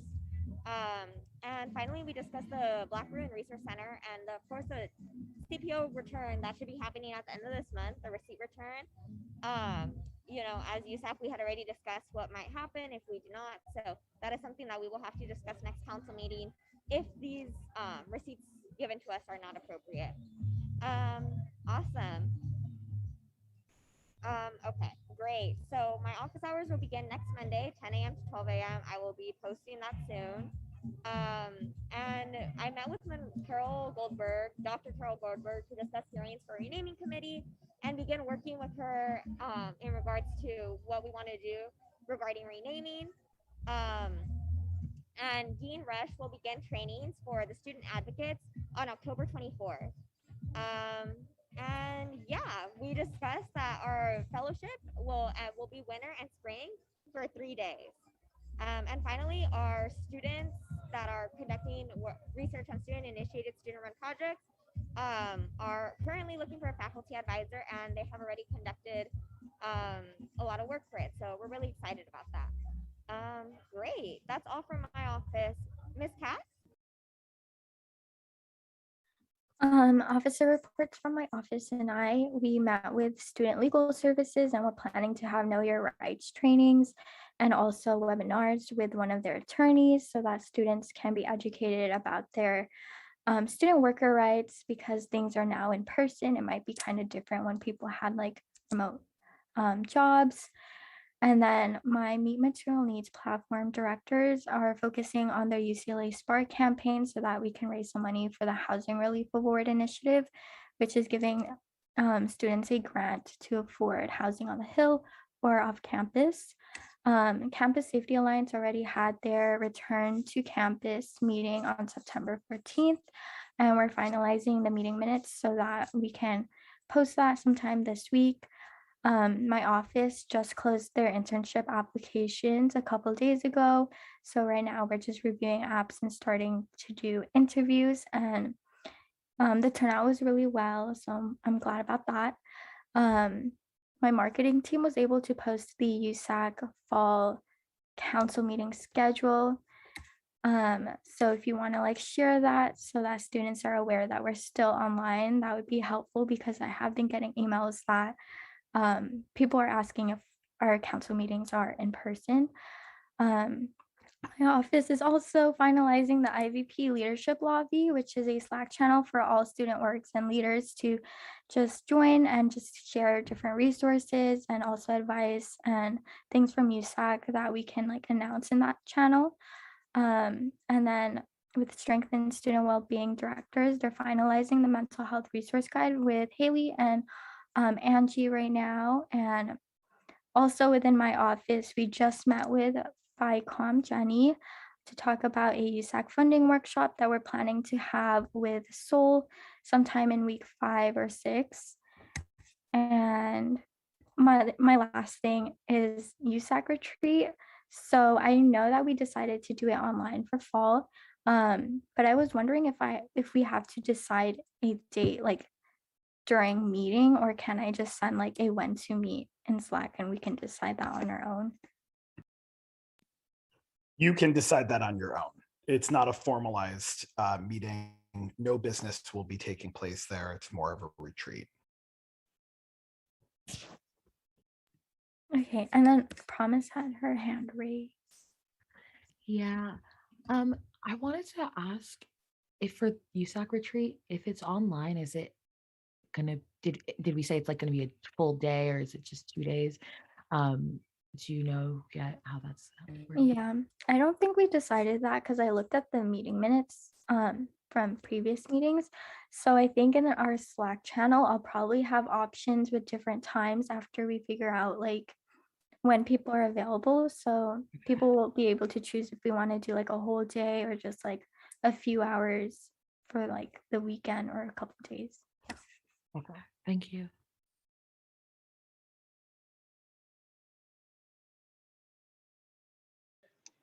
Cool. Cass, if you're done, I think I'll hop in with my report. All right. So within my own office, we just finished fellowship apps, and my fellowship directors are finalizing the curriculum and choosing the fellows for this quarter. Super excited for that. And we also hired our UCSA campaign coordinators for every campaign except racial justice now. So if you know anyone who's super passionate about defunding UCPD and racial justice at large, please hit my line. Let me know if you have anyone in mind. Also met with CalPERG to discuss civic engagement for the year. Met with Bruin Shelter to discuss affordable housing options for students at risk of homelessness, and also met with the UC Undocumented Student Coalition reps to do some work across the UC. On October 8th, we will be meeting with President Drake. Exciting. We'll be discussing the reopening plans, the understaffing across the 9 campuses, as well as the course shortages that we have. And I just wanted to echo what Bree said about COVID-19 precautions. I've been hearing a lot of concerns and warnings from my counterparts at Berkeley and Merced. Last time I met with them on the 22nd, they'd mentioned it was like a Tuesday or Wednesday, and there were already 76 positive cases in just that week at Berkeley. So really hoping we can avoid this wave of cases at UCLA and learn from those like mistakes made. So would definitely love to hop in on any meetings related to COVID-19 policy adjustments. We're continuing double the Pell work, meeting with Congressman Rep. Liu and Gomez. Also working with some local authorities on the Metro Purple Line. There's a lot of construction on Wilshire and Gailey, and we were able to kind of work to make sure that there's no like sus construction things like hanging about and causing danger to pedestrians, especially students walking around the streets of Westwood. But excited to help commuter students get to and from campus more easily. And then the last thing is just getting in contact with various basic needs centers and the ASH Center, as well as the Disability Resource Center regarding menstrual equity, which is our basic needs campaign for the year. That is about it for me. And I believe the next one is written. Do we have Angie for a verbal report? Yes, thank you, Sarah. So for my officer report, my office recently released our Books for Bruins app this past week. So please share it with your offices and on your social media to just let people know about this opportunity to get reimbursed for their textbook costs. And then the Student Advocate Board application was released on the OP Instagram, like Breeze mentioned. So please share that as well within your offices and just with people who might be interested in defending their peers in cases of academic dishonesty, financial aid issues, or UCPD issues. We are also almost finished with appointing all academic senators, and my Chief of Senate, Ashley, who you all saw earlier today, has been doing a lot of work with training senators the past few weeks before they start their Senate meeting soon, and doing like just things like mental health workshops with them and introducing y'all to, or introducing them to y'all. So I believe Ashley sent you an email with just anything that you want to get pushed through Senate. So I think we're gonna have a meeting soon. So make sure that you respond to Ashley's email if you would like to push things forward through the Senate space and just get introduced to the senators that we have this year. I have also continued to have biweekly meetings with the CAE and with Jane. And we have been working with my Disability Justice and Education Project Director and some members of the Disabled Student Union to meet with academic departments and urge them to make attendance non-mandatory and to also urge them to implement live streamed and recorded lectures for accessibility purposes, since a lot of disabled and immunocompromised students and also even like commuter and parenting students are unable to attend in-person lectures. And we've seen that the masking and COVID precaution guidelines have been very lax on campus. And DSU's petition for remote learning options has also surpassed 21,000 signatures.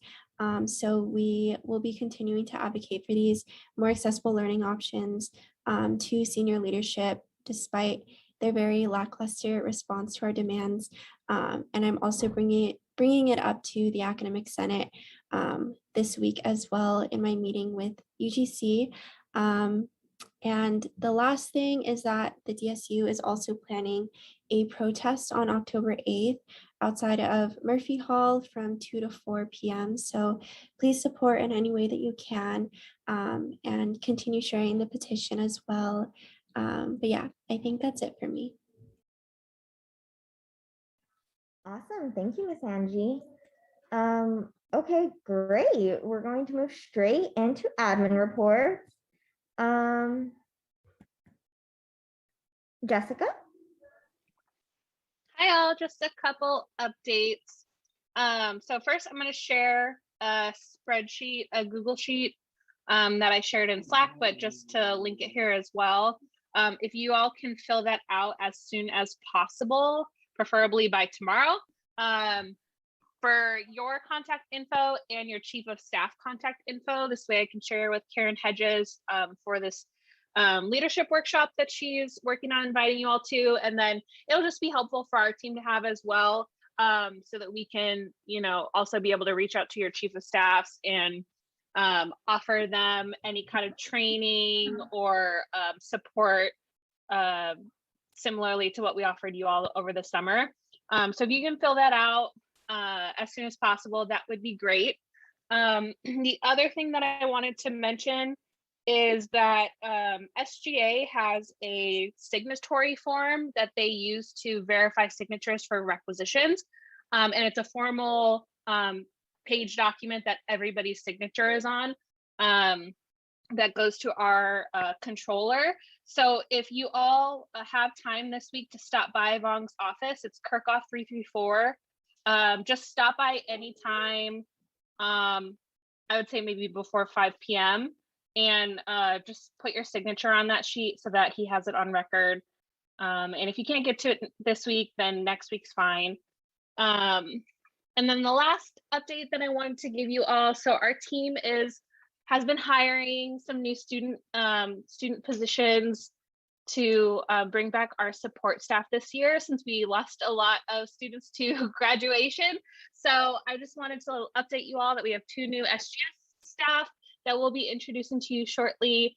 And then also we have a new minutes taker that will be joining us shortly. Sydney's on tonight doing training with Maddie, but Maddie is graduating, which congratulations to her. Sad for us because we hate to see her go, but Sydney will be joining and taking over as your minutes taker shortly. So once she formally starts in that role, we'll go ahead and have her introduce herself to y'all. This way you can get to know her, and she'll be supporting you for this academic year. I think that's about it. Oh, the only other thing that I was going to mention, just as you all are back on campus, if you have any issues getting access to your office space, let Fernando and I know. Basically, you just have to get your Bruin card swiped at the window. You have to fill out a couple forms. And then once you've filled out our forms, you can also then give access to your office staff so that they can get into your office in Kirkhoff. So if any of you have door access issues or any questions about the forms, let us know and we'll help you through it. The students that work at the A-level info window are also really helpful. So if you need to ask them, feel free, but just wanted to make sure that you all are able to get into your office space as you're returning back to campus. And definitely let us know if you have any large item removal, furniture, trash, carpet cleaning that you need done. Email Fernando or I, and we'll coordinate the work for that. But that's it for me. Yeah, you can just go visit Fernando and say hi. Yeah. Oh, and then I was just gonna let you know too, Fernando's having Zoom trouble, so you can skip him for admin reports today. Okay. Oh, missed the bestie. George? Hey folks, good to see you all and happy beginning of fall quarter and new school year and stuff. Actually, Breeze took my update and talking about the alumni association retreat, which I was unable to go to. So I'm glad Breezy went and connected with the alumni. On just top of that, like I know I've been saying this a lot, but I would like to meet with you, Breeze, and anyone else who is interested to talk more about alumni relationships and how we can operationalize the connection, right? Especially with the Alumni Association, because those are amazing alumni who are so, what's the word I would be looking for?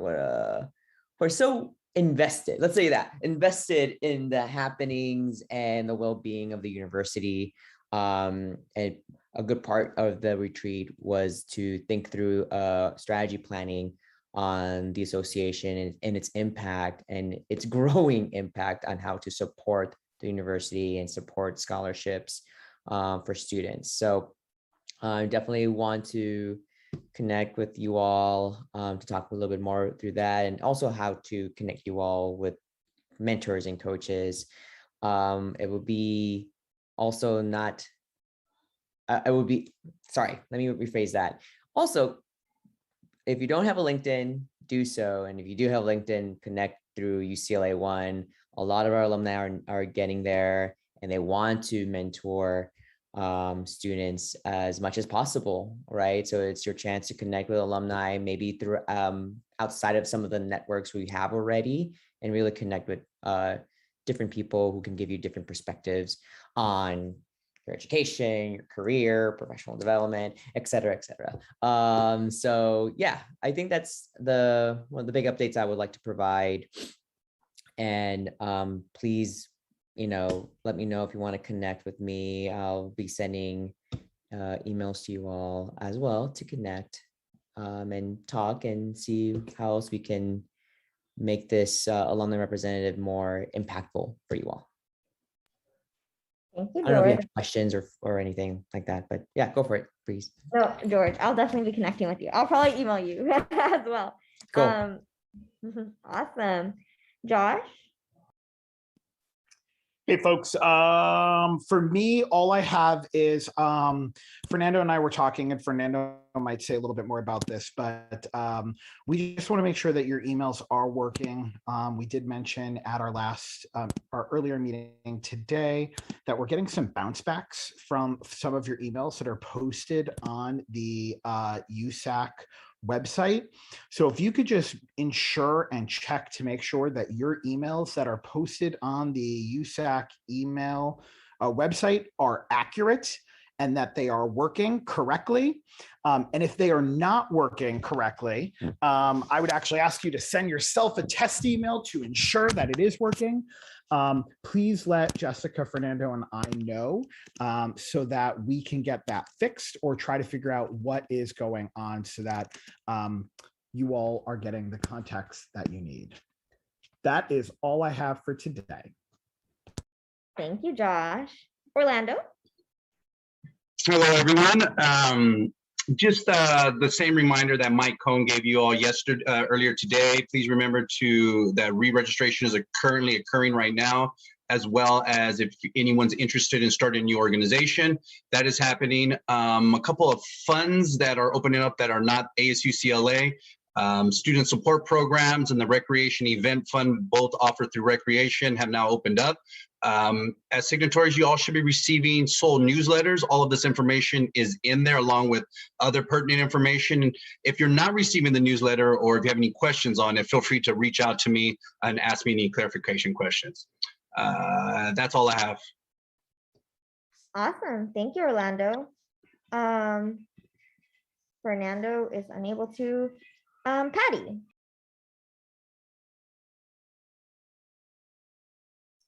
Sorry.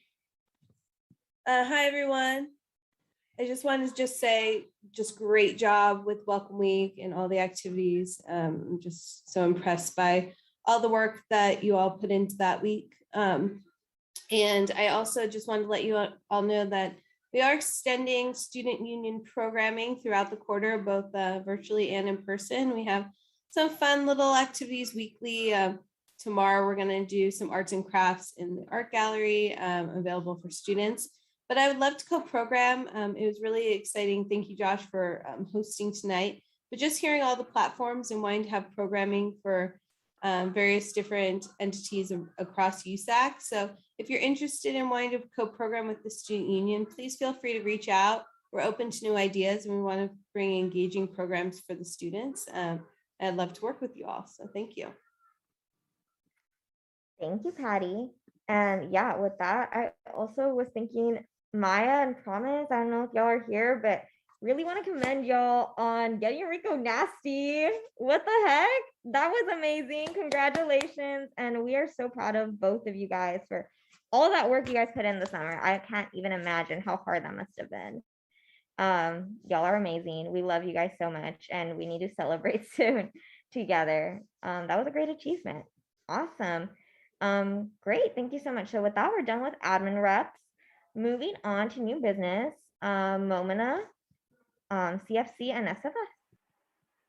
So I have the two CSC funding guidelines that have had some minor revisions for the upcoming school year. So I'll share my screen for SFS, which stands for Supplemental Fund for Service.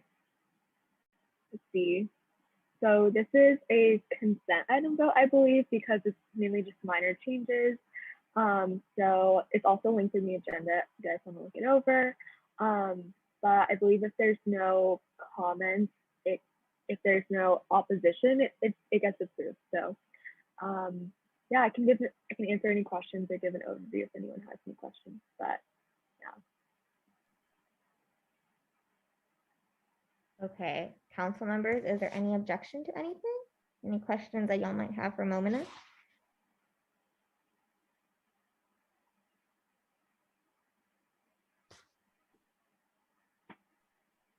If not, I don't need a motion for that. So Momina, if there are no objections, then it's approved, I guess. Great. Okay, and then we'll move on to the next one. So this is the CS Transfer Fund. So this is actually a new funding body that was there last spring quarter, but is launching for this year for the first time. So if y'all have any student orgs that need transportation, it's pretty broad in terms of what it covers to be inclusive to orgs that may not necessarily use transportation through UCLA, but also their own vehicles, and we reimburse for gas, public transportation, Ubers, and other ride share. So yeah. And if there are any questions, comments, I'm here to answer them. And for that, we need to actually vote on it, correct, right? I believe it was approved, like that it has been approved before, but so I don't think it needs to be an action item. So it's just consent? Yeah, since it was there for spring quarter last year. Awesome. Okay, is there any objection to the changes made? Awesome. Okay, then Momina, it is approved, I suppose. Thank you so guys. much. Awesome. And yay! Oh, we are good on time. And with that, I adjourn this meeting at 9:02 p.m. Fernando, will you stop the recording, please?